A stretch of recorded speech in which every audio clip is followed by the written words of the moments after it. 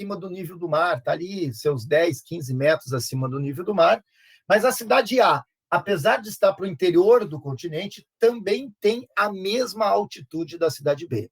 Então, são duas cidades com condições iguais ou semelhantes de latitude e altitude. Mas, ainda assim, pela posição geográfica dessas duas cidades, elas possuem microclimas muito diferentes. Elas vão estar lá classificadas no mesmo macroclima, né? O clima de uma vai ser o clima da outra, né? O macroclima, aquelas grandes faixas de clima. Mas, do ponto de vista microclimático, as duas cidades apresentam microclimas diferentes. Vou fazer duas perguntinhas, resposta rápida. Pode ser no chat ou pode ser abrindo o microfone. Num dia muito quente de verão, no período do verão, num dia muito quente, qual cidade vai ter o registro da maior temperatura? A cidade A ou a cidade B? Pode falar ou coloca no chat. Maior temperatura no verão, A ou B? Mariana respondeu cidade A.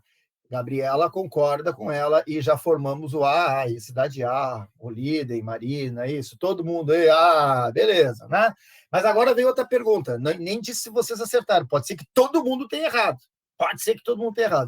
No inverno, parou a pergunta agora é outra pergunta, terminou no Giulio ali, no Giulio terminou, bom, terminou no Giulio. Outra pergunta, das duas cidades, A ou B, qual a que vai registrar as menores temperaturas no inverno? As maiores no verão eu já sei que é a A. E as temperaturas mais baixas no inverno, a A ou a B? Bom, tá valendo a abertura. Mariana, continua nessa vidinha. Muito bem. Olha só, é isso mesmo. Quando a gente pergunta e tem uma adesão aí massiva, é sinal de que o pessoal está no caminho certo. É a A também, assim como ela tem a maior temperatura no verão, ela tem a menor temperatura no inverno. Bom, agora falta a cereja do bolo. Eu disse para vocês que iria construir regrinhas, né, para os nossos fatores. Eu construí uma regrinha para a altitude, quanto maior a altitude, menor a temperatura. Eu construí uma regrinha para a latitude, quanto maior a latitude, menor a temperatura. E como é que será que eu vou, então, construir uma regrinha para o comportamento da continentalidade e maritimidade? Como é que será que eu posso construir essa regrinha? Vamos botar assim, eu comecei, agora é com vocês, hein? Enquanto deram um show aí no chat, agora é com vocês. Como é que será que fica aqui para construir uma regra? Eu quero deixar isso aqui por escrito, como é que eu faço? Pô, não era tão fácil assim? Pois é, quando o negócio vai ali para a regra, é um pouquinho diferente. Então, vamos lá, eu vou começar e vocês vão terminar, tá? A gente vai fazer um trabalho em equipe.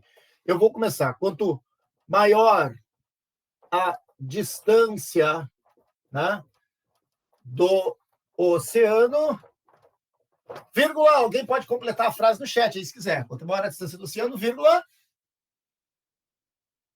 Maior variação de temperatura? Maior será... Eu vou botar variação de temperatura, mas provavelmente vai aparecer de uma outra forma, tá? Maior será a variação da temperatura, é verdade, isso está totalmente certo, não tem nada de errado, né? Mas o nome disso é amplitude térmica, tá? Os climas das latitudes médias, olha só, estou falando da latitude aqui, como o nosso clima, tá? Eles se caracterizam por terem amplitudes térmicas anuais elevadas, tá?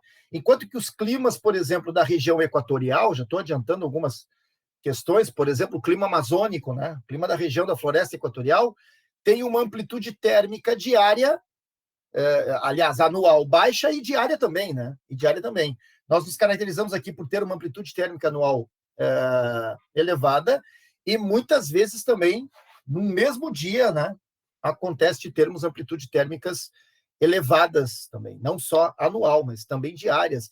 E quando é que a gente tem amplitude térmica? Olha só como uma coisa vai encaixar com a outra. Quando que a amplitude térmica diária é elevada? Em dia de tempo seco. Em dia de tempo seco. De manhã friozinho, durante o dia aquece muito, né? E à noite esfria.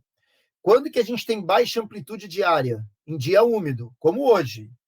Não vai variar mais do que 2 graus a temperatura em 24 horas. Tá? por causa que está chovendo o dia todo, muita umidade, pouca variação. Agora, transporta isso para essa ideia da continentalidade e maritimidade. Por que, que a amplitude térmica é maior na cidade A? Tende a ser maior. Porque o continente ele tem um comportamento diferente do oceano. Tá? O continente tende a esquentar mais rapidamente, também esfriar mais rapidamente. E, claro, como está distante do oceano, tem uma maior influência da umidade.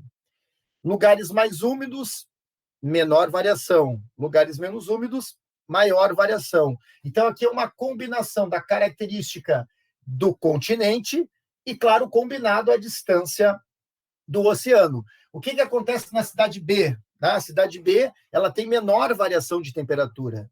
As cidades litorâneas tendem a ter menor variação de temperatura. Por quê? Porque a umidade que vem do oceano regulariza a temperatura dessas cidades costeiras. Então, ao longo de um dia,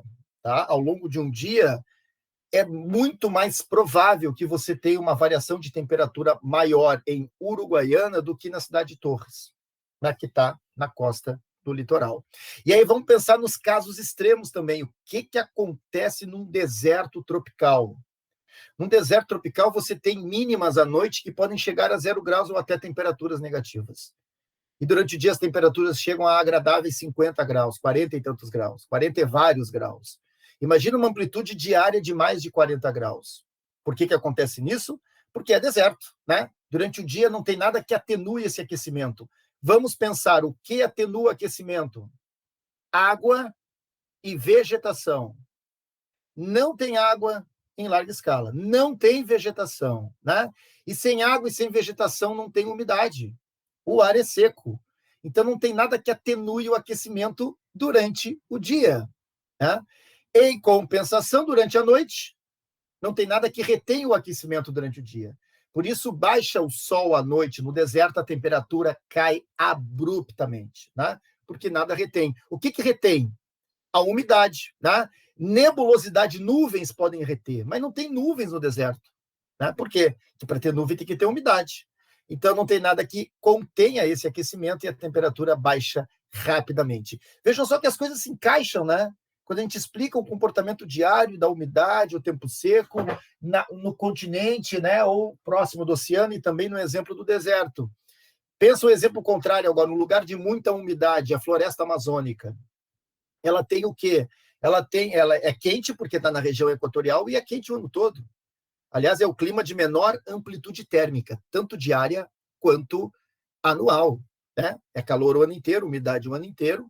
A gente vai aprender a interpretar um gráfico na próxima aula, na aula de conclusão de climatologia, que se chama climograma. E o climograma traz isso, traz esse comportamento da chuva, né, mês a mês, e da temperatura. A gente vai ver onde tem muita barra o ano inteiro, a temperatura não oscila tanto, principalmente na faixa intertropical, né? Quando for na faixa temperada, como no nosso caso, mesmo úmido, como é o nosso caso, nosso clima é úmido. Claro que não é úmido como a Amazônia, mas é úmido. O que acontece? A gente tem variação de temperatura por causa da estação do ano, né? Mas chove também o ano inteiro. Nas baixas latitudes, lugares que chove o ano inteiro, não tem quase variação de temperatura. Então, são comportamentos do clima. Vejam só, já fui misturando aqui, ó, clima equatorial, nosso clima subtropical, trazendo esses exemplos. A gente constrói regras de fator a fator, mas vocês estão podendo perceber que é um sistema todo lógico, primeiríssimo lugar, né? E integrado. Então, agora a gente também percebeu aqui o quanto é fundamental, né, preservar, conter desmatamento, porque o desmatamento contribui com o quê? Com a perda dos padrões de umidade, porque a floresta tem umidade, né, pelo processo de evapotranspiração, e o desmatamento ajuda a aumentar a temperatura. Então, o combate ao aquecimento global, por exemplo, não são só ações de matriz energética, ações de diminuir combustíveis fósseis e aumentar fontes renováveis mais limpas de energia, como solar e eólica, mas também conter o desmatamento, tá? E mais do que isso, né? A falta de chuvas, a gente vai ver daqui a pouquinho, ela traz prejuízos importantes em vários setores, inclusive no setor, no caso do Brasil, energético, porque o Brasil é movido a hidrelétricas, e também não só energético, traz perdas para a agricultura, né? Porque, afinal de contas, o regime de chuvas é fundamental, mesmo com toda a evolução tecnológica que temos na agricultura. Então, é um sistema muito integrado, né? Em que as coisas vão ser dependentes, né? Dependentes uma das outras. Mas voltando aqui, vocês viram que para cada fator, isso é que é legal, para cada fator a gente vai transitando por outras situações, né? Mas voltando aqui, por enquanto, tudo tranquilo? Que nem água de poço? Tudo. A saúde de vocês, então. Muito bem. Alguém tentou falar alguma coisa? Não? Tudo certo? Tudo certo. Maiores os extremos, Olidei. Exatamente, maiores os extremos. Ah, aqui era para colocar ali maiores extremos. Claro, só que aí teria que completar, né? Maiores extremos maior amplitude térmica, maiores extremos de temperatura, né? Mas, enfim, essa era a ideia, vocês sacaram. Agora, vamos deixar esse desenho aqui, esse continente hipotético, um pouco mais emocionante. Vamos colocar uma terceira cidade, chamada de cidade C, tá? Agora, vamos comparar a cidade B com a cidade C. Esqueçam da existência da cidade A, tá? Agora sim, vocês estão vendo as três coisas necessárias, tá? Vocês estão vendo que são cidades que estão na mesma latitude, é o mesmo paralelo, estão na mesma altitude, aqui está pouca coisa acima do nível do mar, aqui também, e também vocês estão vendo que não tem diferença de continentalidade e maritimidade, tá? As duas são cidades litorâneas, estão em oceanos diferentes, mas são cidades litorâneas. Então, agora presta atenção, tá tudo igual. Mesma altitude, mesma latitude, não tem diferença de continentalidade e maritimidade. E para o nosso exercício de imaginação aqui, vamos imaginar que são cidades iguais, réplicas, com a mesma quantidade de vegetação, a mesma quantidade de prédios, são cidades iguais. Pegou aqui, replicou lá. O C é um Belinha, assim, o C é uma réplica do B, tá? São cidades iguais e mesma latitude, altitude, continentalidade e maritimidade. Ainda assim, essas cidades podem ter diferenças microclimáticas, tendo tudo isso absolutamente igual? Sim ou não? Podem ter ou não? Responde aí. Só sim ou não? Podem existir diferenças microclimáticas entre as cidades, com tudo isso igual ou não? Eu estou de pegadinha com vocês aqui. Sim, eu acho. Sim. Pedro, a gente não ia perder tempo, Pedro. Imagina você, não tem, vamos para outra. Não, claro que tem, né? Agora resta saber o quê? O que está pegando aí para criar diferença microclimática? Vegetação? Não, mas o que eu falei? Que elas são iguais. Elas têm a mesma quantidade de prédios e arborização. Ah, não é por aí. São cidades réplicas. Absolutamente réplicas. E aí? Sabe qual é o que vai fazer a diferença? Eu até vou apagar aqui. Não vou apagar tudo, tá? Só aqui, ó. Só esses fatores. E vou colocar para vocês. A influência virá da ação das correntes marítimas ou marinhas, tá?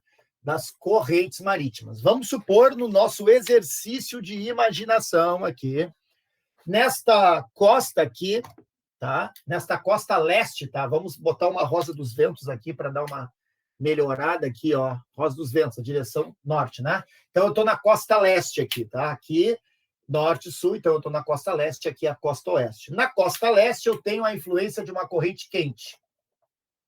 Corrente marítima quente. Por convenção, tá? Nos mapas que são coloridos, obviamente, né? Os vestibulares não. As correntes quentes são representadas pela cor vermelha e as correntes frias pela cor azul. Então, aqui eu tenho uma corrente fria, aqui eu tenho uma corrente quente. Então, mesmo estando tudo igual, o microclima tende a ser diferente. Por quê? Porque as correntes quentes, elas tendem as zonas costeiras de influência das correntes quentes, elas tendem a ter um maior índice pluviométrico, comparado às zonas costeiras de influência da corrente fria. E me parece uma coisa bem razoável, né? Porque à medida que você tem uma maior temperatura da água, certo? Você tem uma maior taxa de evaporação. com a maior taxa de evaporação, você tende a ter maior teor de salinidade também, né? Mas você tende a ter o quê? Maior quantidade de vapor d'água na atmosfera. O que é o vapor d'água na atmosfera? Que chamamos de umidade. Então, maior aquecimento, maior evaporação, maior quantidade de vapor d'água na atmosfera, maior umidade. Vocês vão ver que existem vários tipos de chuva, mas uma das chuvas, que é do processo de convecção, é o quê? Aquece, evapora, né, condensa, satura e precipita. É um tipo de chuva. Vamos ver hoje os tipos de chuva. Não é a chuva de hoje, tá? A chuva de hoje é outra. A chuva aqui de Porto Alegre é frontal. Eu estou falando daquela chuva convectiva, resultado do aquecimento e evaporação, né? Então, temperaturas mais elevadas tendem a ter maior umidade. Maior umidade tende a resultar em maior chuva. Então, se você pegar cidades que estão em zonas costeiras, em mesma latitude, uma que tem influência de corrente fria e outra que tem influência de corrente quente, as zonas costeiras de correntes marítimas quentes tendem a ter um maior índice pluviométrico. Saindo do mundo hipotético, tá? E indo para o mundo real, eu vou mostrar para vocês aqui. Deixa eu compartilhar aqui. Vocês também têm no material, tá? O mapinha ali, mas eu vou mostrar aqui um outro mapa para vocês.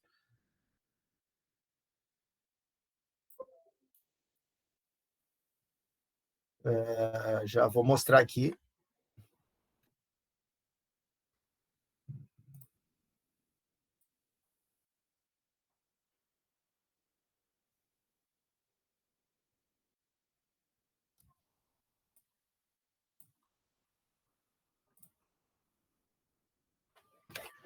Vocês estão enxergando aí agora, num plano maior, o mapa das correntes marítimas, perfeito? Sim ou não? Sim. Muito bem, deixa eu aumentar. Eu estou com meu volume baixo aqui. 38 de volume. Vamos escutar vocês melhor. Sim, mas eu escutei, tá? Escutei, sim. Então, aí, por convenção, né? Vermelhinho é corrente quente e azul corrente fria, tá? Em primeiro lugar, por que existem correntes marítimas, né? Isso é resultado do movimento de rotação da Terra, perfeito? Assim como a Terra se movimenta, né? Tudo que está no seu interior, na sua superfície e na sua atmosfera também vai se movimentar, tá? Então, o fenômeno de movimento das correntes está diretamente vinculado ao movimento de rotação da Terra. Assim como também vai influenciar depois nos ventos. Vocês vão ver que tem alguns ventos que são famosos, tipo os ventos alísios, e que eles têm um movimento, né, influenciado, né, o sentido do deslocamento desses ventos, assim como das correntes também oceânicas, influenciada pelo movimento de rotação. E as correntes marítimas, elas têm uma função, né, que é equilibrar as temperaturas nos oceanos, porque o que acontece? A corrente fria, ela se forma nas regiões polares, tá? Vocês estão vendo que as correntes frias, elas em linhas gerais têm origem em áreas mais frias, portanto as regiões polares e nas áreas de contato das regiões polares das zonas temperadas. E as correntes quentes, elas têm origem em latitudes mais baixas, em linhas gerais, pode ver, predominam de regiões equatoriais e tropicais. Então, o que acontece? A corrente fria leva frio para a área quente, e a corrente quente leva calor para a área fria. Então, elas são responsáveis pela distribuição de energia no planeta, levando o frio, né, o frio para a área quente e o calor para a área fria. Tá? Se a gente pegar ali em mesma latitude, tá, um ponto no litoral do Brasil, tá, que tem influência da corrente do Brasil, né? E um ponto no litoral chileno, que tem a influência da corrente de Humboldt, também conhecida como corrente do Peru, vocês vão ver que na área do litoral brasileiro chove mais, em mesma latitude, do que no litoral chileno. Tá? Isso é resultado de uma combinação de fatores, tá? Mas o fator importante é o fator da temperatura, da característica da corrente marítima. E aí vem uma outra informação importante. A gente não está com o mapa aqui dos desertos, tá? Mas eu sei que vocês sabem, né, sobre a existência de alguns desertos, de algumas áreas que são áridas ou semiáridas, né? Esses desertos, em zonas próximas à costa, eles estão associados a uma combinação de fatores, tá? Um dos fatores é, sim, a existência de correntes frias nessas costas. Então, se a gente pega lá, por exemplo, o deserto do Atacama, no norte do Chile, está próximo à costa pacífica. Vamos lá para os Estados Unidos, a região de aridez e semi-aridez ali da Califórnia, tem a corrente da Califórnia, uma corrente fria. Vamos lá para o Saara, o Saara tem influência ali da corrente fria das Canárias, né? E o deserto ao sul da África, ali, um deserto menor chamado Kalahari, a corrente fria de Benguela. Então, áreas desérticas, qual é a combinação mais favorável para a formação de desertos? Tá? São 3 aspectos. A corrente fria, as barreiras orográficas. O que são barreiras orográficas? O relevo. Tá? Aqui eu não tenho mapa, a gente não está estudando agora a geologia, a geomorfologia, mas eu tenho grandes cadeias de montanhas, né? Então, se você pegar, por exemplo, no norte da Índia, você tem a Cordilheira do Himalaia, tá? A Índia é essa península aqui do continente asiático, né? Essa ponta da Ásia aqui ao sul. Ao norte, você tem a Cordilheira do Himalaia. Se eu transpor a Cordilheira do Himalaia, eu vou ter imensos desertos ali. Eu estou na região central ali da Ásia, né? Eu vou ter deserto no interior da China, naquela região posterior, né, ao norte da Cordilheira do Himalaia, porque o Himalaia é um paredão, né? É um verdadeiro paredão, impedindo a umidade que avança do oceano a se interiorizar. Então, uma combinação para climas mais secos e áridos, tá? Quanto mais combinar esses 3 elementos que eu vou comentar agora, mais seco tende a ser o lugar. Influência de correntes frias, barreiras orográficas e continentalidade. Tá? A combinação desses 3 elementos tendem a tornar uma área mais árida ou semiárida. Às vezes é um elemento, às vezes são 2 elementos, né? Ou os 3 combinados. Quanto mais isso combinar, mais árido vai ser o lugar. A gente vai trabalhar climas áridos e semiáridos. Tá? Na verdade, os ambientes que mais existem no mundo não são os áridos, são os semiáridos, né? Mais até do que áridos. E tem diferença, né? O semiárido chove um pouco, o árido não tem estação de chuva. O semiárido tem um período pequeno, mas tem de chuva. Mas o que interessa agora, porque nós estamos tratando do fator corrente marítima, né? O que interessa agora é o seguinte, a influência da corrente marítima, tá? Nós estamos trabalhando aqui. Se a gente fosse construir uma regrinha para as correntes marítimas, como que ficaria, né? Como que ficaria a regrinha das correntes marítimas? Áreas litorâneas, né, de influência de correntes marítimas quentes, a gente já vai escrever aqui, tendem a ter maior índice pluviométrico. Maior que índice pluviométrico, chuva. Em mesma condição, né, de maritimidade, então, áreas, zonas costeiras de influência de correntes marítimas quentes tendem a ter maiores índices pluviométricos, mais chuva. E aí vem uma outra perguntinha também. Professor, eu tenho que saber o nome das correntes marítimas ou apenas a característica, o que ela influencia, o comportamento dela, né? Aí vem uma resposta a essa pergunta. Depende. Se eu estiver falando da prova do Enem, por exemplo, dificilmente o Enem exige um conhecimento específico de nomenclaturas. Vai influenciar muito mais o comportamento, as características, as consequências de uma corrente quente ou uma corrente fria, do que propriamente o nome da corrente. Mas, por exemplo, nos vestibulares das particulares, em especial também o vestibular da Federal, né, da URGS, enfim, está tudo muito diferente, né, nos últimos anos, aí, nos últimos 2 anos, agora, né, com um longo tempo sem a prova da URGS, mas se retomar, digamos, esta normalidade, aí sim, aí é um pouco diferente, tá? Nas particulares também, muitas vezes exige o conhecimento do nome das correntes. Mas, normalmente, quais correntes, né? Algumas correntes são mais famosas do que outras, tá? Principalmente a corrente de Humboldt, também chamada corrente do Peru, tá?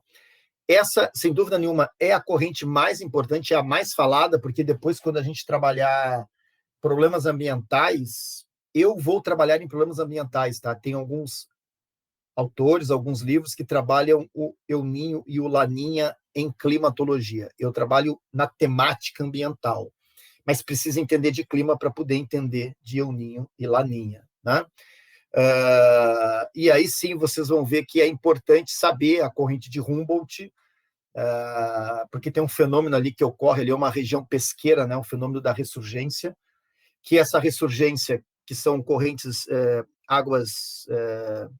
correntes vindas de áreas mais profundas do oceano, que atingem a superfície e vão trazendo nutrientes, e os cardumes vão atrás desses nutrientes, e são zonas pesqueiras, são uma das grandes zonas pesqueiras do mundo ali, né? O litoral que tem esse fenômeno da ressurgência, mas o El Niño afeta nesse fenômeno, ele aquece de maneira normal, a ressurgência não acontece, e os nutrientes não sobem, os peixinhos não vêm.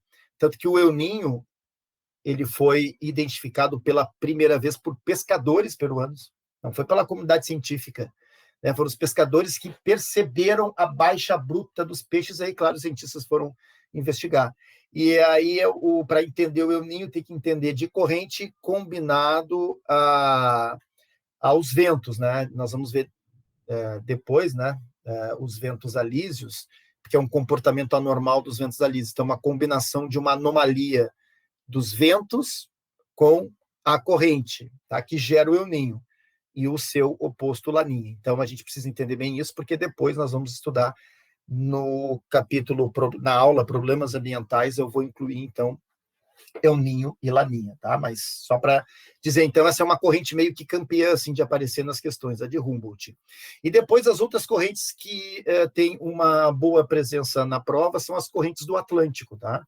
Dificilmente as correntes outras do Pacífico aparecem, exceto do Humboldt, né? Peru, ou as do Índico, né? Mas as do Atlântico, sim, as do Atlântico, principalmente o Atlântico Norte, mas a do Atlântico, né? Porque uma questão sobre desertos também pode trazer o nome de correntes e aquelas coisas bem específicas, assim, né? Falar, por exemplo, o nome de uma corrente na assertiva, dizer que ela é fria e ela não é quente. Aí não tem outra maneira, não existe outra maneira a não ser pegar um mapa, né, e dar uma olhadinha, tá? Mas, enfim, sim, pode aparecer. Para a nossa discussão aqui, e eu também vou falar um pouco disso na aula que nós tivermos de movimentos da Terra, e falarmos do movimento de rotação, da influência, né, na circulação da atmosfera, na movimentação das águas oceânicas, e aí tem que saber um pouquinho também sobre deslocamento, sentido horário, sentido anti-horário. A gente percebe que modifica conforme o hemisfério, né? Mas isso, enfim, a gente vai falar depois, né? Tem um movimento anti-horário ali, vocês olham, né, no hemisfério sul, e um movimento no sentido horário, né, do hemisfério norte. Isso tem a ver com a rotação. Mas aí, em rotação, a gente vai voltar nesse assunto também.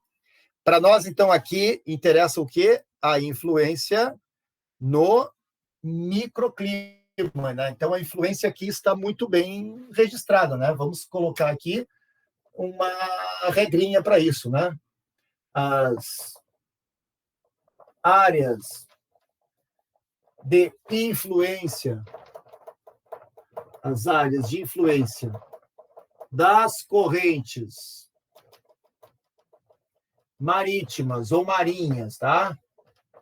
Quentes, as áreas de influência das correntes marítimas quentes, né? Tendem a ter maiores índices pluviométricos.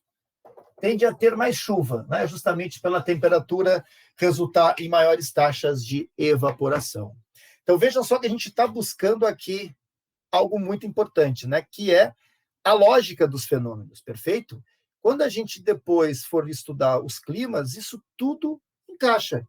A gente vai ver lá a característica do clima, de vegetação, de temperatura média, de índice pluviométrico, tudo vai encaixar com as características da latitude que está, né? Se tem muita influência da orografia ou não tem, o clima costeiro é diferente do clima interior, então a gente está montando, né, em partes aí, tudo aquilo que, neste momento, né, fator climático que vai influenciar no clima. É que vocês puderam perceber que eu não consigo ficar restrito apenas à regra. Por quê? Porque o sistema natural ele é um sistema complexo, então existem outros fatores, né? Nós não estudamos ainda geologia, geomorfologia, mas eu tive que falar para vocês de barreiras orográficas, de barreiras de relevo, e assim vai, né? É o famoso uma coisa puxa a outra, né? Mas, de qualquer maneira, o importante é entender que a natureza tem um comportamento lógico e que, em especial na geografia física, não tem que decorar nada, né? Quase nada. Às vezes um nome de corrente, né? Alguma coisa assim, né? Vocês vão ter que dar uma memorizada, mas o sistema ele é incompreensível, né? Ele é totalmente lógico. Não preciso decorar que a corrente quente vai aumentar a chuva, porque é lógico que tende a aumentar chuva, né? Sobre as correntes marítimas, perguntas, dúvidas, que agora foi um bombardeio de informações, né? A hora é agora, o momento é esse. Beleza pura. Em 10, 15 segundinhos, eu vou apagar o quadro.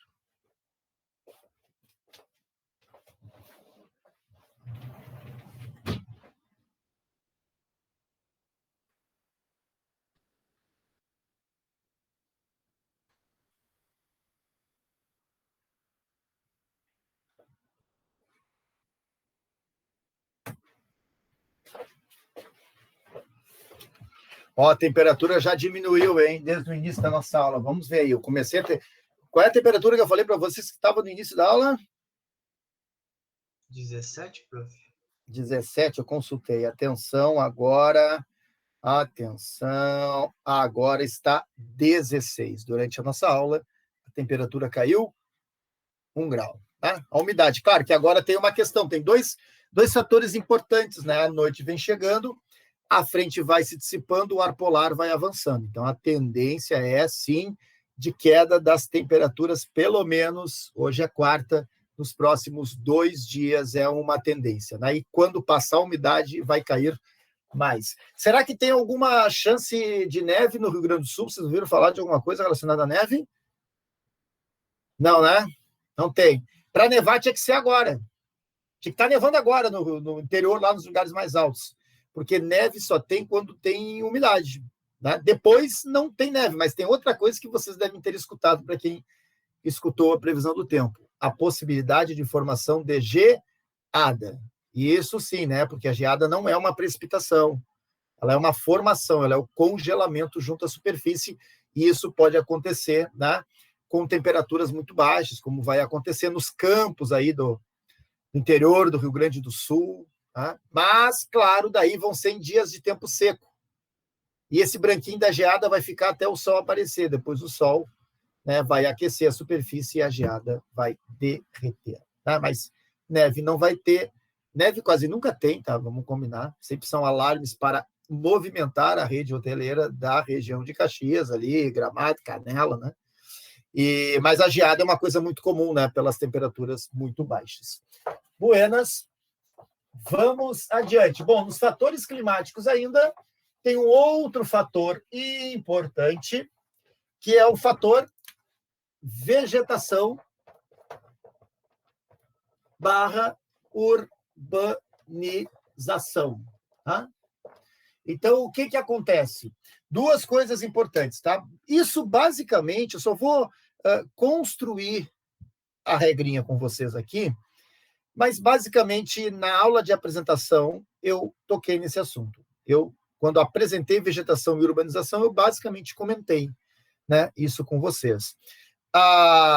O maior nível de urbanização, ele tende a ter um aumento de temperatura. As cidades têm temperaturas elevadas, né, comparado às áreas não tão urbanas. E a maior quantidade de vegetação tende a criar elementos, né? Esses são elementos naturais que atenuam as temperaturas. Por isso que um projeto de arborização é fundamental para trazer o que chamamos de agradabilidade térmica para as cidades. A vegetação ela vai criar esse contraponto, né? A grande quantidade de concreto, de asfalto, de cimento, né? Nós tratamos disso até quando eu expliquei para vocês o que era o albedo, né? O albedo é o grau de reflexão de uma superfície. A cidade tem um albedo baixo, reflete pouco e absorve muito, porque tem muito concreto asfalto, e esquenta demais.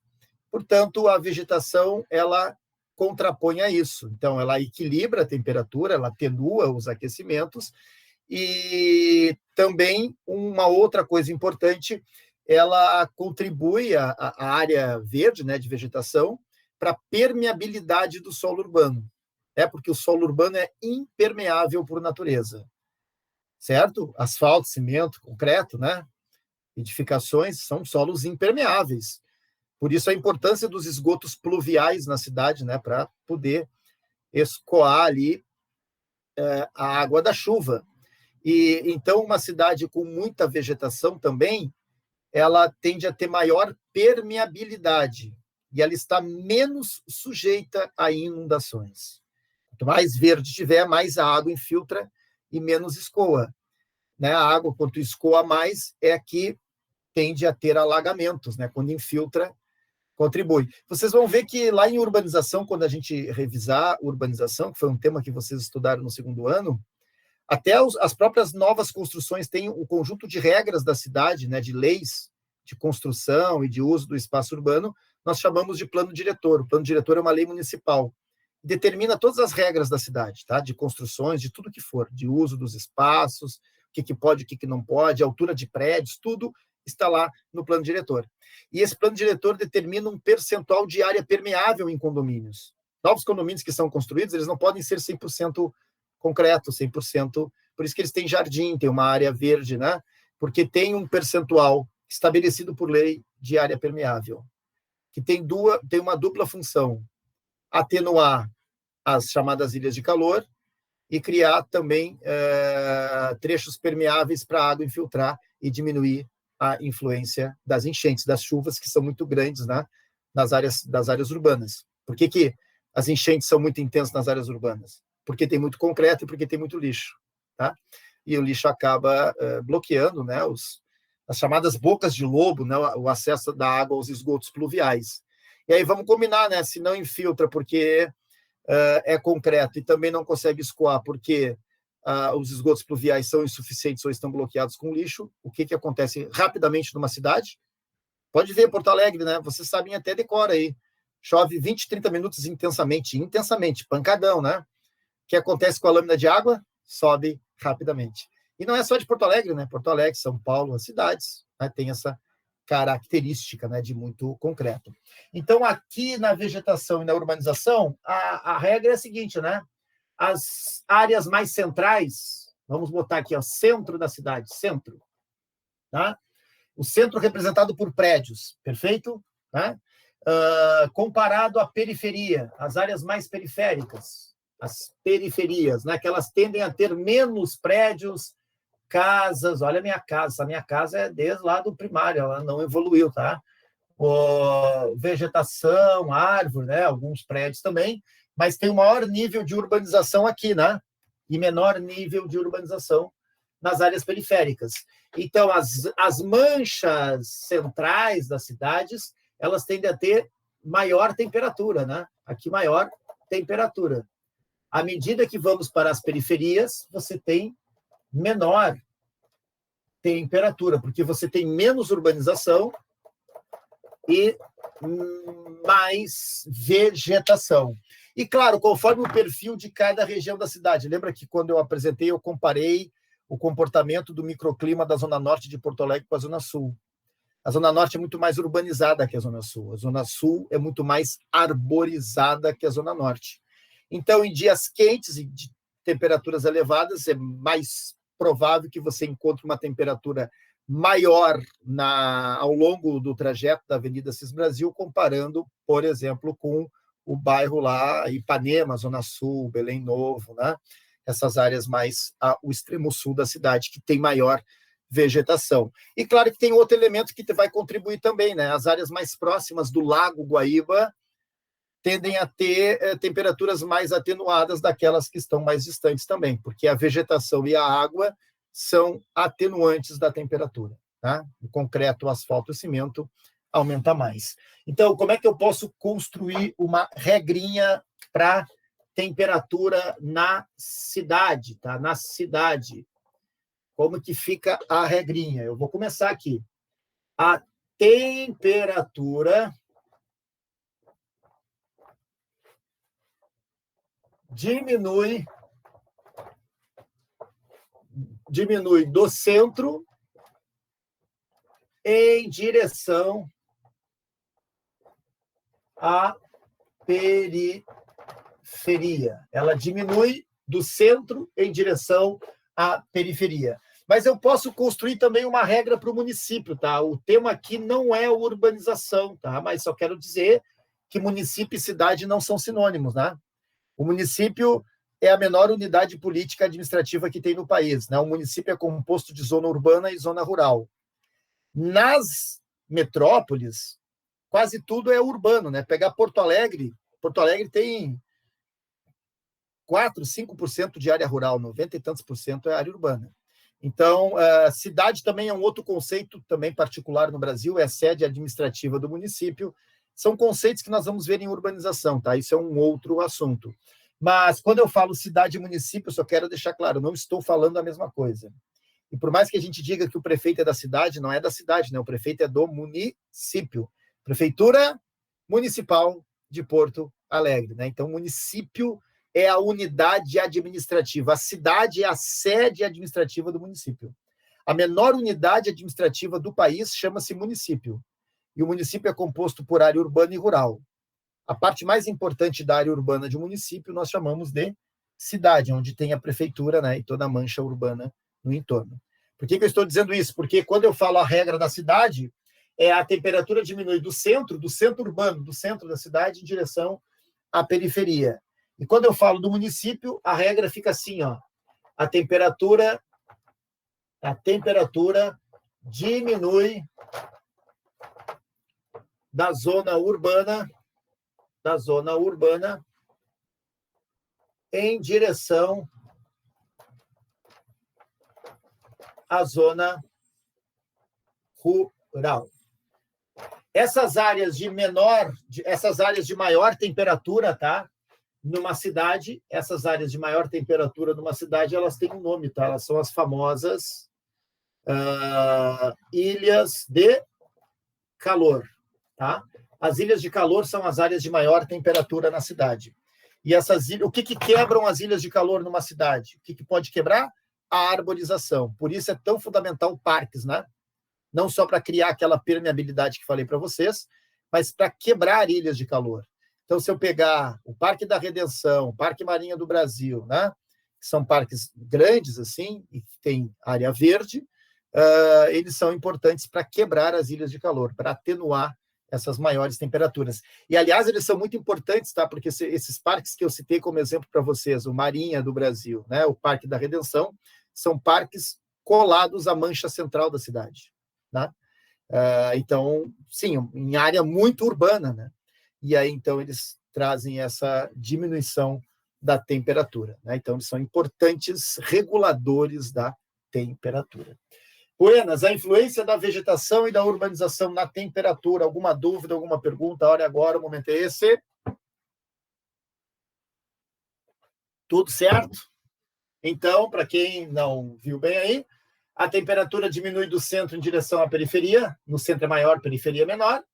Na cidade, a regra do município, a temperatura diminui da zona urbana em direção à zona rural.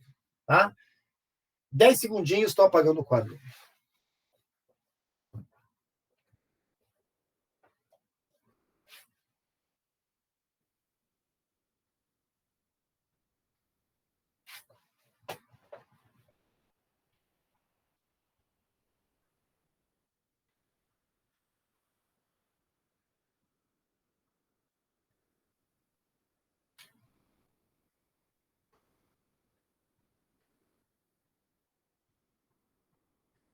Professor, o município do centro urbano para o centro rural? A temperatura diminui da zona urbana em direção à zona rural, isso. É maior na urbana e menor na rural.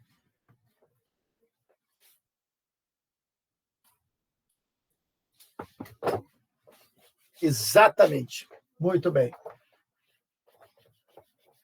Agora, então, entramos no último fator climático importante, que nós vamos ter influência direta nos próximos dias, tá?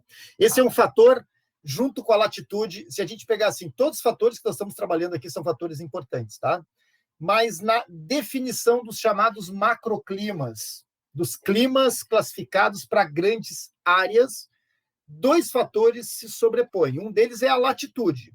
A latitude ela é a mais fundamental, né? Porque a latitude define o aquecimento, né? A zona intertropical, zona temperada e zona polar. Então, a latitude é um fator decisivo, diria, para o macroclima, mas a latitude define muito a questão da temperatura, tá? Mas outra característica importante, que é a umidade, se é úmido, se não é, né? Tem muito a ver com o comportamento de um outro elemento, de um outro fator chamado massas de ar, tá? Então, se eu quero analisar um clima de um lugar, eu vou agora usar o Brasil como exemplo, tá? Para a gente entender bem, eu vou usar o Brasil como exemplo. Com o Brasil, nós vamos entender bem o que eu vou aqui comentar com vocês. Nós temos que analisar, então, e entender de massas de ar, tá? Em primeiro lugar, assim, eu coloquei para vocês no material uma definição, né, sobre massas de ar. Eu vou reproduzir um trecho aqui para a gente poder trabalhar, porque as massas de ar que atuam, por exemplo, a zona térmica que o Brasil se encontra, né? Quase todo o território brasileiro está na zona intertropical. Nós aqui não estamos. Nós estamos ao sul do Trópico de Capricórnio. Nós estamos aqui na zona temperada. Próxima do trópico, né? O trópico é 23 graus e 27 minutos, nós estamos em 30 graus sul. Mas nós estamos perto do trópico, mas estamos na zona temperada. Mas quase todo o território brasileiro está na zona intertropical, que é uma zona com características de temperaturas elevadas, né? De intenso aquecimento, tá? E a segunda questão que a gente precisa analisar para entender o macroclima do Brasil é o comportamento das massas de ar. Quais massas de ar atuam aqui? Então, primeiro, o que são massas de ar, né? Um bom conceito, uma boa definição, né? Resumida, seria o seguinte, né? As massas de ar são porções da atmosfera, são partes ou porções da atmosfera, são porções da atmosfera que se deslocam e carregam consigo as características da sua área de origem. São partes ou porções da atmosfera que se deslocam, né? E, ao se deslocar, elas vão trazer, né, junto, características das áreas aonde elas se formaram, tá? É por isso que quando a gente escuta, por exemplo, uma massa de ar polar, está dizendo que ela se forma onde? Na região polar. Qual é a característica da região polar de temperatura? Baixa, né? Temperatura baixa. O que a massa polar traz para nós aqui? O frio. Não me parece lógico isso? Então, ela vai trazendo características da sua área de origem, mas atenção, a massa de ar ela também vai incorporando características das áreas em que ela vai passando. Uma massa polar, eu já vi no inverno, vocês vão ver notícias assim, tá? No inverno, nós não chegamos no inverno ainda, né? Já teve inverno de massas polares de quase 2.000 quilômetros de extensão, que provocou, por exemplo, baixas temperaturas mais de uma semana, frio rigoroso, e massas que chegaram a atingir o norte do país, tá? Uma vez no inverno, no Acre, olha só, no Acre, chegou num determinado dia, foi uma situação muito pontual, a temperatura chegou a registrar na casa de 16, 17 graus. Imagina hoje, um pouquinho menos que isso. Tá, você está lidando na boa com isso, mas imagina isso no Acre. As pessoas lá acostumadas com temperaturas acima de 30 graus, pegar, para os caras foi o dia da era do gelo. E mais um pouquinho, os caras já estavam alucinando, imaginando que iam enxergar os personagens lá da era do gelo. 16 graus de temperatura em Rio Branco, no Acre, por exemplo, né? Quando que isso pode acontecer? Apenas no auge do inverno, quando você tem massas polares. Agora, com certeza, se a massa polar provocou 16 graus no Acre, o que vocês acham que essa massa fez aqui no Rio Grande do Sul? Despencou a temperatura para zero, interior negativo, nevascas na Argentina. Tá? Então, ela, claro, não chegou com o frio que atingiu aqui, porque à medida que ela vai avançando pelo interior do Brasil, e isso acontece, tá? É um fenômeno até chamado, nós vamos ver em clima do Brasil, chamado de friagem. A friagem amazônica é quando a massa polar atinge a Amazônia e provoca chuva, né? Pelo encontro com o ar quente, e é o fenômeno conhecido como a friagem, chuva e diminuição da temperatura.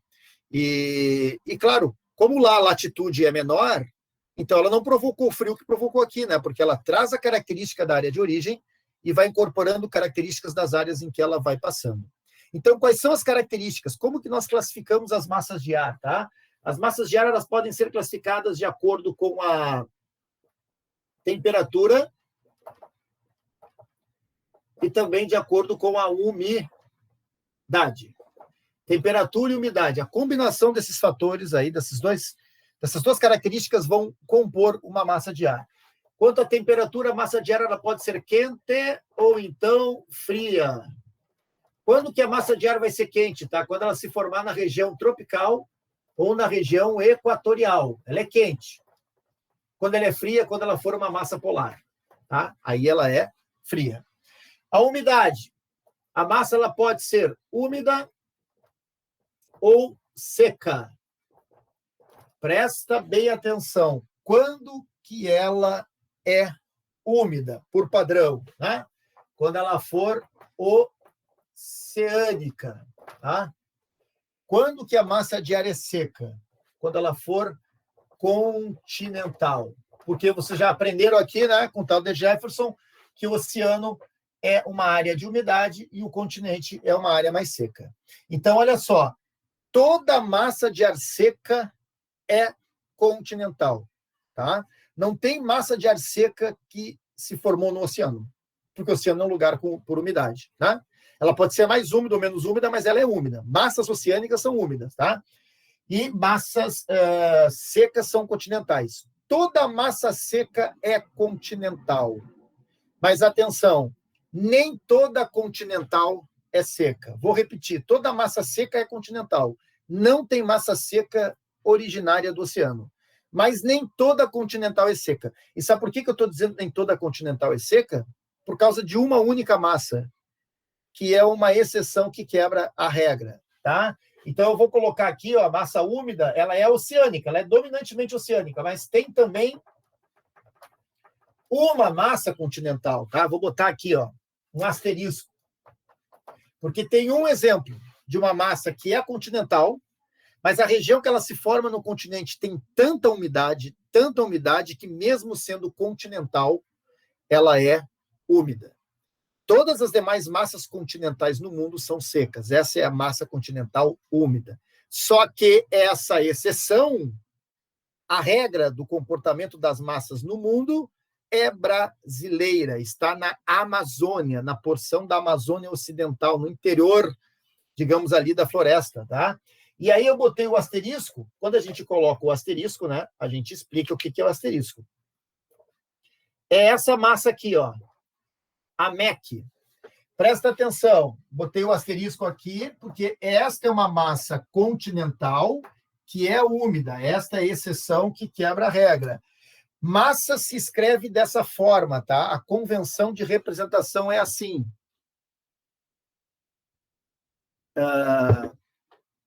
O primeiro M é minúsculo, né? A primeira letra minúscula é o Mzinho de massa. O M é de massa, tá? A segunda letra é maiúscula, que é a origem de latitude. Então, aqui é o equatorial. E a terceira letra é a origem, se é continental ou oceânica. A segunda demarca o padrão de temperatura e a terceira letra demarca o padrão de umidade. Aqui o C é de continental. Então, ela é a massa equatorial continental. Ela é uma massa quente, por ser equatorial. Aqui, ó, equatorial. Ela é quente. e ela é úmida, ela é a exceção, tá? Porque mesmo sendo continental, ela se forma na Amazônia, portanto, ela é úmida, tá? Depois, para classificar todas as demais massas de ar, vale essa regra. A úmida é a do oceano, a seca é do continental, a quente é tropical e equatorial, a fria é polar. A única que quebra essa combinação aqui, né, é essa massa, porque ela mesmo sendo continental, ela é úmida, porque ela se forma na Amazônia. Até vou botar aqui a área de origem, tá? A Amazônia, portanto, uma área de floresta, a Amazônia Ocidental, o oeste amazônico ali, interior da floresta. Lembra que eu disse que ia dar o Brasil como exemplo para a gente entender as massas de ar? Além dessa massa de ar, outras 4 massas de ar atuam no território brasileiro, tá? Só vou citar essas massas para a gente ter o exemplo para classificar e ver o quanto as massas, junto com a latitude, influenciam no clima do lugar, né? As outras massas que atuam no Brasil são essas aqui. A MTA, a MTC, a MEA e a MPA. São essas 5 massas. Diga. Desculpa te interromper, é que não... Ah, tá, agora dá para ver. Valeu. Tu deve ficar impressionado com a minha força de leitura do pensamento, né, cara? Essa aí foi brava. Mas foi deduzível, porque foi exatamente quando eu escrevi naquele momento você se manifestou, então. Mas agora ficou bom, né? O último é o MEA? O último é MPA. Opa, então não ficou bom, não. É que, na verdade, eu não estou me olhando aqui. Deixa eu ver. Aí tá bom. Valeu, senhor. Agora eu vou me olhar. Deixa eu ver. Não. Agora não ficou bom. Agora ficou excelente, hein? Mais do que bom. Olha só. Tá, agora eu voltei aqui. Agora eu vi que ficou direitinho. Então, vamos lá. Vamos classificar. Juntos, unidos, venceremos esse momento aqui. Atenção. Massa tropical atlântica. Se ela é tropical, ela é quente ou fria? Rapidinho aí. Quente ou fria? Demorou, hein? Quente. E se ela é atlântica, ela é úmida ou seca? Úmida. Porque ela se forma no Oceano Atlântico. Depois, lá em Clima do Brasil, eu vou mostrar o mapa. Aliás, no material de Clima do Brasil, tem um mapa do Brasil com as correntes marítimas. Com as massas de ar, tá? Por onde que entra e tal. Essa massa aqui, atlântica, ela entra, obviamente, pela costa, né? Pela parte leste do Brasil, pelo Oceano Atlântico. Ela é quente e é úmida. Aqui tem a MTC, massa tropical continental. Se é tropical, é quente, né? Se é continental, é seca. Essa massa, ela entra no Brasil made in Paraguai, tá? Ela se forma na região do Chaco Paraguaio, que é uma área desértica. Vamos lembrar que o Paraguai não tem litoral, né? Então, o Paraguai tem áreas lá de baixa umidade. E essa região é uma área muito seca, e é desta região que a massa de ar se origina. Então, quando nós temos aqui no Rio Grande do Sul é fácil, é o duelo das massas, tá? O Rio Grande do Sul é uma área de encontro de ar quente com ar frio. Por isso nós temos muitas tempestades, vocês vão ver na próxima aula, nós temos tornados, inclusive, no Rio Grande do Sul, que é resultado do choque de temperaturas. Mas, a rigor, assim, o calor vem pelo norte e o sul, e pelo sul vem o frio. Tá? Então, quando tem um período quente, de longa estiagem sem chuva, a gente pode responsabilizar os paraguaios. Aí, quando tem muito frio e umidade, a culpa são dos argentinos. Tá? A gente já sabe até quem, os parceiros do Mercosul, que a gente pode responsabilizar. O calor vem do norte e o frio vem pelo sul. Né? Então, ela é quente e seca, entra pelo Brasil, pela sua parte oeste, pelo Paraguai. Massa equatorial atlântica. Se ela é equatorial, ela é quente. Né? Se ela é atlântica, ela é úmida. Essa aqui não é úmida, tá? Ela é super úmida, porque imagina, é o Equador que tem temperaturas elevadas e ainda vem do oceano, que tem muita umidade, né? Calor mais umidade igual a chuva. Muita chuva, chove muito naquela região, tá? E aqui, então, essas 4 massas de ar aqui atuam no Brasil o ano inteiro, essas 4 massas. E tem uma quinta massa que atua no Brasil parte do ano. Não atua no verão e atua no inverno, parte do outono e parte da primavera. Aqui está a responsável pelos próximos dias de temperatura baixas que vamos ter, né? Ainda não com grande intensidade, como teremos com certeza em outros momentos no inverno, mas esse frio de agora é daqui, ó, a massa polar atlântica. Se ela é polar, ela é fria. Se ela é atlântica, ela é úmida, tá? Então, esta é, para quem não gosta de frio, tá? A famigerada. Então, se você olhar o Brasil, o resumo do Brasil das massas de ar está aqui, né? Então, se você olhar das 5 massas de ar que atuam no Brasil, 4 massas são quentes. Tá? Olha só, lembrar aquela música do Jorge Benjor, moro num país tropical, né? A ideia do calor, país faixa tropical, zona intertropical. De 5 massas, 4 são quentes. Mas também, se você olhar, de 5 massas, 4 são úmidas. Tá? Qual é a combinação aqui que predomina? Calor mais umidade. Calor mais umidade é igual a chuva. O Brasil é um país que chove muito, quase todas as regiões chove. Por isso, até a nossa energia ser produzida, né, por hidrelétricas, claro, tem uma combinação de rios, de topografia, mas o que vai alimentar essas barragens, né? O regime de chuvas. O Brasil é um país que chove e chove bastante. E é um país quente por estar na zona intertropical. Então, esta combinação, se a gente pegar os climas e as regiões brasileiras, predomina calor e umidade. Aonde que não predomina calor e umidade? No sul do Brasil, que tem calor e umidade, mas também tem frio, tá? No sertão brasileiro, que não predomina umidade, né? Na região lá do semiárido. E se pegar o centro-oeste brasileiro, predomina calor e umidade numa parte do ano. O outro período é seco, né? O verão é chuvoso, o inverno é seco, mas aí quando trabalharmos as características do clima brasileiro, a gente vai fazer essas distinções, tá? Mas, em linhas gerais, o clima do Brasil, ele tem uma influência de 2 grandes fatores.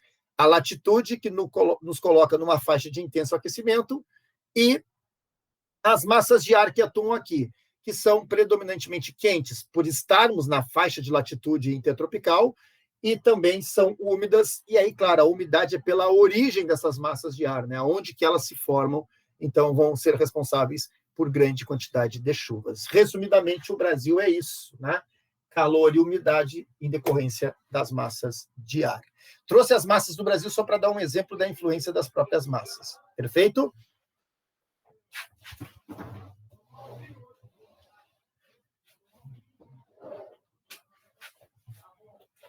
Fui colocar na tomada ali, que já estava dando sinais da bateria. Dúvidas, perguntas?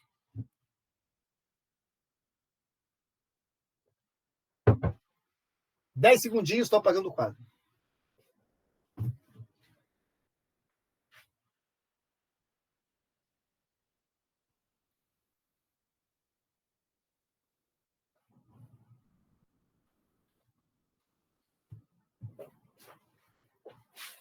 Buenas. Então, o último tópico da aula de hoje.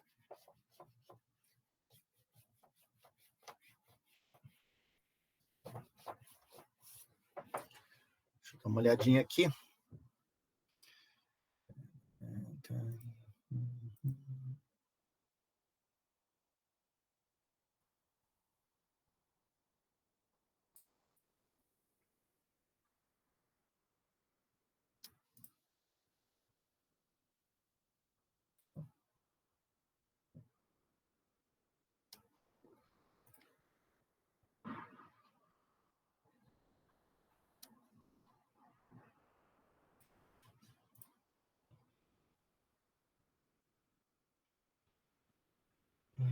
Só um minuto.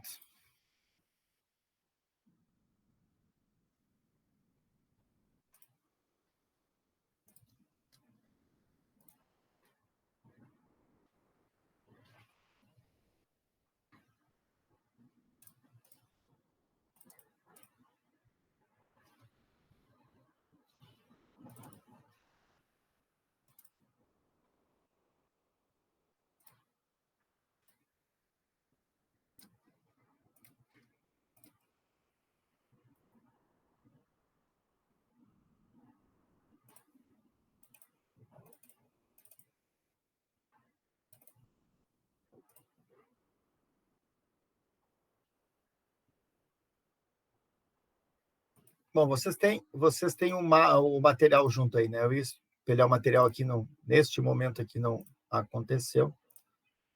Deixa eu ver aqui, tá certo. Mas, só para concluir, então, nessa saideira da aula aqui, aí a gente detalha melhor na próxima aula, né? Já estamos quase 18 horas, mas trabalhar um outro elemento importante que tem a ver com, inclusive, o dia de hoje, que são os tipos de chuvas. Tem no material ali uma representação, né, dos 3 tipos de chuvas, tá? Então, quando precipita, quando chove, é um dos 3 tipos de chuvas que nós vamos colocar aqui. Ou a chuva é do tipo frontal, são as chuvas frontais, que é a chuva que está acontecendo ao longo do dia de hoje, né? A frontal significa o avanço de uma frente, tá? Ou a chuva é convectiva, são as chuvas convectivas, ou também chamadas de verão, tá? Predominam, então, no ano inteiro nas baixas latitudes e nas médias latitudes são chuvas que acontecem mais no verão, porque elas são resultados do aquecimento, ou então são as chuvas orográficas, ou também conhecida como chuvas de relevo. São aquelas chuvas provocadas por barreiras orográficas, quando a umidade vem do oceano, encontra uma barreira orográfica, né? E a umidade ascende e vai acabar resfriando, condensando, saturando e precipitando. Então, quando chove, tá? É um dos 3 tipos de chuva. Ou é frontal, ou é convectiva, ou é orográfica. Tem chuva aqui que é responsável por alteração de temperatura e tem chuva que não. Esta que vai acontecer agora, a frontal, ela é responsável por alteração de temperatura. Mas, se a gente começar a explicar agora, vou acabar não conseguindo concluir. Então, a gente vai detalhar esses tipos de chuva a partir, então, da próxima aula. Na próxima aula, nós já estamos aqui entrando com as chuvas, na verdade, estamos entrando nos elementos climáticos, tá? Então, agora nós vamos para as chuvas, para pressão atmosférica, da pressão atmosférica falar dos ventos, e dos ventos, então, falando dos sistemas de tempestade, né, os ciclones e também os tornados. E aí, então, vamos para a classificação dos climas e o estudo do climograma. A ideia é que isso tudo aconteça na próxima quarta-feira. Beleza? Então, era isso aí por hoje, certinho? Tchauzinho para vocês. Boa semana, bom final de semana e até a próxima terça-feira pela manhã e quarta-feira à tarde. Certinho? Dúvidas, perguntas desse final? Então, é exatamente nesse ponto aqui que nós vamos retomar na próxima aula, beleza? Valeu aí, Pedro, Marina, todos os demais presentes aí, Felipe, Oliden, Júlio, Martinho, Gustavo, Emily, Tatiana, Manuela, Camila, Bernardo, Miguel, Gabriela, e, enfim, Rafael também aqui. Tchau para vocês. Fui. Tchau, professor. Tchau, senhor. Valeu, tchau. Professor. Fala. A gente vai ter alguma coisa similar a isso na próxima aula? Só de curiosidade mesmo. A gente vai ter o quê? Na próxima aula. Mas aula de manhã, não de cursinho. Tá, se tu vai ter algumas coisas da matéria do cursinho que tu vai ficar mencionando na aula. Só de curiosidade. Não, do cursinho na aula pela manhã, não. Tá. Então, são coisas diferentes. De manhã a gente vai trabalhar ali a parte mais da geopolítica. Esse aqui é um conteúdo, inclusive,